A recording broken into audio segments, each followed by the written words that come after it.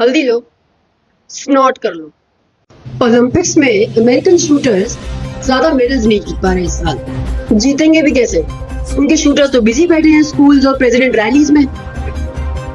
एक स्टडी के हिसाब से भूत, प्रेत, विचेस, डायन अभी से नहीं, पिछले 10,000 सालों से एग्जिस्टेंस में है। आई बिलीव इट, मैं मानती हूँ। देखिए, इरिटेटिंग औरतें तो हमेशा से रही हैं दुनिया में, है कि नहीं?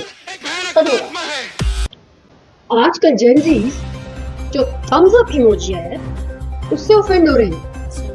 थम्स अप इमोजी से। ओके जेनजी,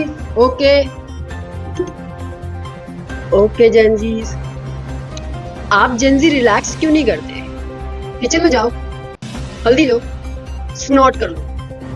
हल्दी इज हेल्दी सी, या कफ सिरप लो और पी लो अगर खांसी हो तो।